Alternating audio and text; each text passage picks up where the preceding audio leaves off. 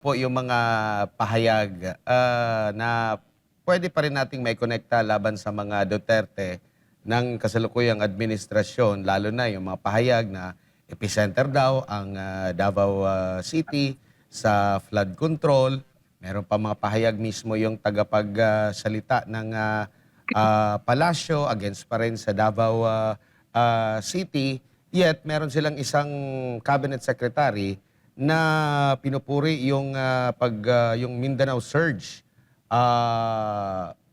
Ginoong Lito, sa ekonomiya, pagdating sa ekonomiya. Ano pong masasabi niyo po rito? Alam mo, Admar, hindi ko maintindihan itong spokesperson ng Malacanang na si Attorney Claire Castro, no? Kung saan humuhugot ng kanyang mga pinagsasasabi. Ah, kita naman ng lahat ng tao at hindi maipagkakaila na ang talagang epicenter ng flood control disaster ay nasa Central Luzon. Maliban doon, pati sa Metro Manila na tuwing uulan ng kaunti ay bumabaha ang lahat ng mga karsada. Para ngayon, bigla niya ibalik yung Davao para lamang ipakita yung galit nila sa mga Duterte, yung galit nila kay Inday Sara. Ayan, babanggitin yung ganyan. Ah, nakaka it has become ko sa English ridiculous na no? It has absurd, no? Ang nangyayaring ganitong mga pananalita galing pa man din sa official spokesperson ng ating pamahalaan na si Attorney Claire Castro. Opo, at parang hindi pa rin sila tumitigil at masyadong allergic pag Duterte at Davao City. Nandun pa rin yung kakibat na sinisiraan pa rin na po. Pero sinasabi rin nila na hands off kami sa impeachment trial laban kay Vice President Sara Duterte. Ginulita, ano masasabi niyo po? Yun nga nakakatawa dito di ba? Laging sinasabi wala kami pakialam diyan, yan ay responsibilidad ng Senado, hindi kami nakikialam. Pero kitang-kita naman ninyo, makita nilang butas o anuman dun sa nangyayari sa impeachment trial, bigla niyang i-exploit. Ano? Palagi na lang balik siya ng balik sa Davao City. I wonder, siguro Admar, bakit hindi natin imbitahin si Attorney Claire Castro na bumisita naman siya sa Davao. Siya lang mag-isa. At tingnan natin kung yung kanyang naging warm reception sa Canada ay baka makuha niya rin sa Davao City. Akala ko ba unity team tayo? Akala ko ba lagi nila sinasabi kailangan magkaisa tayo para sa ikabubuti ng ating bansa, para umanlad ang ating ekonomiya, magkaisa. Pero hanggang sa ngayon, 4 na taong singkad na silang nandyan sa pwesto. Mamalaki pa nila yung unity na salita. Pero binabaliwala nila ang damdamin ng mga tao sa timog ng ating bansa, sa Mindanao, sa Davao, sa Kabisayaan. At parang ito na lamang Malacanang na sentro ng Imperial Manila, ito na lamang ang may silbi dito sa ating bansa. Opo, for sure, malaki ang role ng communications ng Malacanang o ng Palasyo para makabuild ng magandang imahe ang administrasyon, lalong-lalo na ang Pangulo. At sa mahabang panahon po, parang ganito pa rin yung usual na gawi ng communications po nila. Basta mga Duterte, BP Sara, FPRRD, lahat ng mga kaalyado, talagang andun ang puna. Pero nakikita natin kung ano po yung nagiging resulta, lalo na po sa mga rating, Ginong Lito. Kumbaga, bakit kaya tingin nyo po, hinahayaan lang ito na sa katunayan naman, nakaka-apekto ba ng masama sa imahe ng kabuuang administrasyon, lalo na sa Pangulo po, lalo na kung kanilang plano is pabanguhin, pagandahin yung imahe ng presidente. Baliktad nga ang nangyayari. Pero alam mo, classic classic textbook communications tool. Yang pag wala ka nang masabing mabuti tungkol sa sarili mo, sabuyan mo ng putik yung iyong kalaban. Yan classic, no? Kung wala kang masabing mabuti na nagagawa ka, di siraan mo yung kalaban, no? Para miski na papano, baka sakaling bumango ka. Kaya lang ang nakikita natin sa napakaraming survey na nagdaan, puwera yung huling survey ng isang hindi ko nababanggitin yung pangalan na talaga namang katawa-tawa na pinagtatawanan ng buong academic community at lahat ng mga political scientists dito sa ating bansa na di umano ay umaangat si Pangulong Marcos sa kanyang approval rating at pati na rin sa trust rating. Ano, yun yung balintuna sa lahat ng mga ibang reputable surveys, no, na malinaw na siguro ito'y survey na uh, kinomisyon ng palasyo o ng mga kakampi ng palasyo. Pero ang ibig ko sabihin, nakikita naman natin na lalo nilang kinukutya ang mga Duterte. Lalo nilang sinisiraan ang mga Duterte, lalo na si Vice President Inday Sara. At lalo nilang ginagawa yung ganyan na lahat na lang ay ibinibintang sa nakaraang rehimen. Samantalang alam naman ng taong bayan na mas maganda ang kanilang buhay, mas tahimik ang kanilang kapaligiran, mas mababa ang presyo ng mga pangunahing bilihin nung panahon ni Duterte compared to ngayon. No? So sino maniniwala sa kanila? Kaya ang nangyayari, palubog ng palubog ang approval rating ng kasalukuyang administrasyon. Ewan ko, napakadami namang mga bright boys dyan sa Malacanang. Meron pa nga silang mga consultant na dalawa galing sa Europa, isa galing sa Amerika. Hindi ba nila nakikita ito? No? Baka naman kako yung mga consultant nila consultant din ni Donald Trump na sa ngayon pinakamababa ang approval rating sa lahat ng pangulo ng United States mula pa nung nag-umpisa ang survey. No, itong si Donald Trump. Baka kako ganun din ang pananaw nitong kanilang mga consultant kaya ganyan ang kanilang mga pinaggagawa. Opo, tsaka may pahayag pa kasi nag-respond sila sa statement ni Vice President Sara Duterte na lubog na ang bansa sa baha. Dinugtungan naman po ng komunikasyon ng Malacanang na lubog na ang bansa sa baha. Totoo naman, kitang-kita sa Davao City. Kitang-kita naman ng taong bayan kung saan po yung maraming nagrereklamo at maraming mga lugar na binabaha. Yung mga taga Davao City, andun pa rin yung reklamo. Pero unlike talaga na alam nila na huhupa din.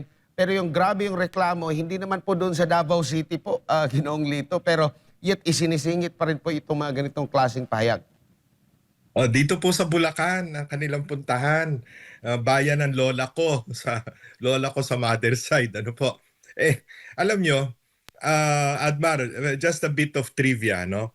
Yung pinsang buo ng lola ko ay naging mayor ng Malolos, Bulacan noong panahon bago mag-martial law at hanggang sa martial law. Yun maliit pa akong bata, sinasama kami para mag-distribute ng relief goods dahil nga binabaha ang Malolos. Pero ngayon lang, at ito alam ng mga taga Malolos, taga Hagunoy, taga Paumbong, Kalumpit, na ngayon lang lumalim ang baha ng hanggang leeg. At pagkatapos, 2 linggo na matapos yung unang pasok ng tag-ulan, baha pa rin hanggang ngayon. Ngayon nga, umaaraw na doon, baha pa din. Sa Mindanao at sa Davao particularly, hindi po ngayon panahon ng tag-ulan. Lumipas na yung panahon ng tag-ulan doon. Tag-araw na po doon. In fact, napakainit ngayon doon sa isang lalawigan namin sa Agusan del Norte. Saksakan po ng init.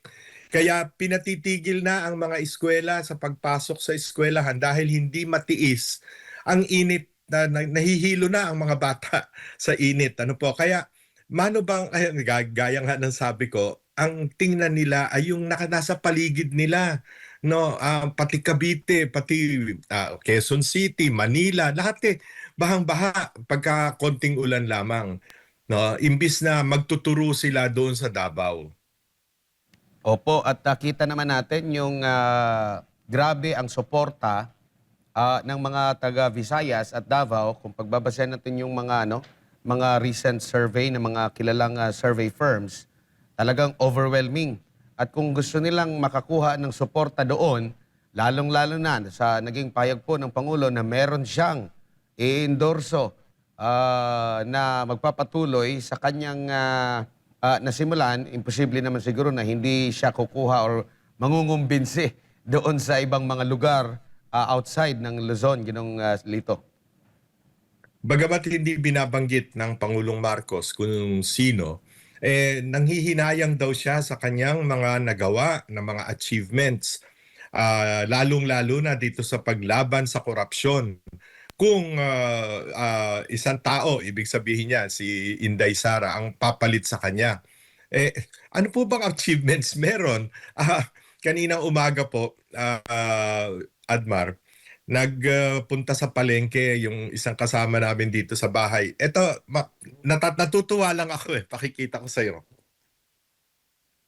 Itong repolyo na to, hindi ito malaki ito'y medium size lang.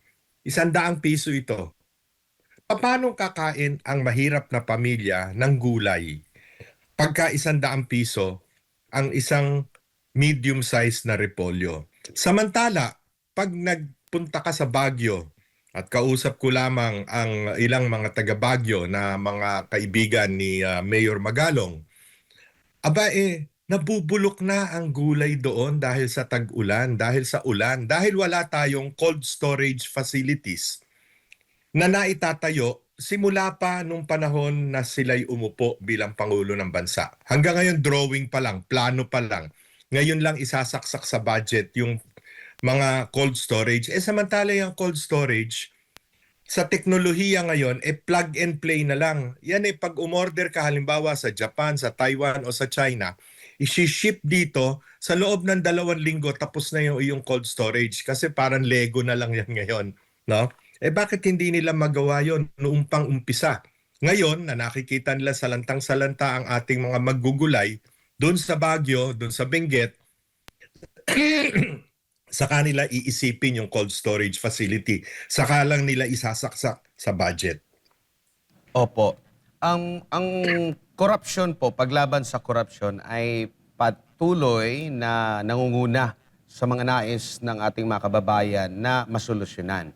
Sinasabi po ng Pangulo na sa kanyang termino lang daw po talagang lumaban ng husto dito sa korupsyon, lalo na daw yung pagkakabulgar sa flood control anomaly.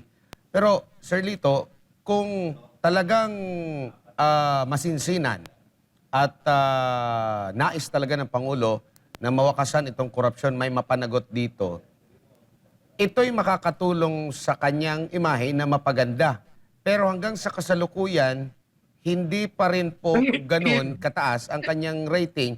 So ibig sabihin ng taong bayan ay hindi naniniwala dito. Pero malaking tulong ito kung talagang siseryosohin niya para sa kanyang siyempre, gumanda yung kanyang imahe. Alam mo, Admar, ang malungkot dito sa ating Pangulo at sa ating pamahalaang kasalukuyan ay tinatawag nating governance by optics. Kung basta PR lang yan. Isang soundbite lang yan.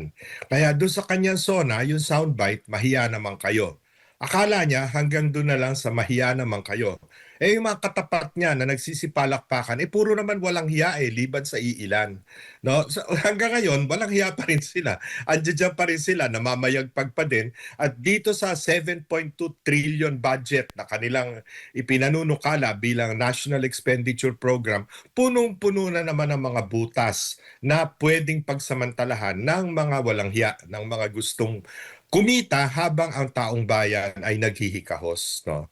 Kaya wala wala kang makikitang para bang silver lining, wika nga, no? Yung dito sa ating kasalukuyang administrasyon na mapapaganda man lang o maiibsan man lamang ang hirap na dinaranas ng taong bayan. Opo, dako naman ako dito sa mga recent na mga ganap sa impeachment lang po, Sir Lito, no? Meron pong desisyon kahapon ang impeachment court patungkol sa sub judice rule. Tingin niyo po, overdue na ito dahil sa kaliwat kanang mga side comment, mga pahayag, outside, inside, sa impeachment court.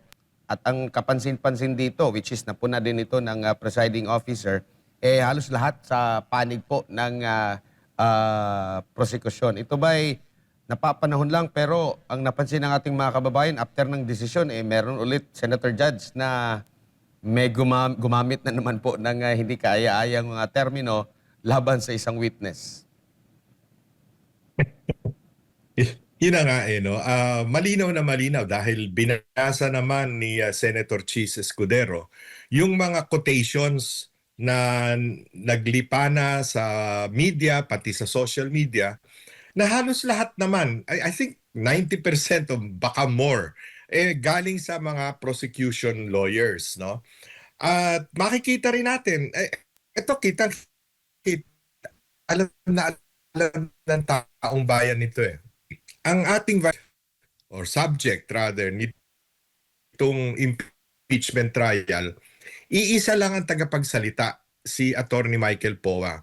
Yung kalaban, maliban sa isang damukal na mga private prosecutors ang kanilang kinuha, meron pa silang mga panel of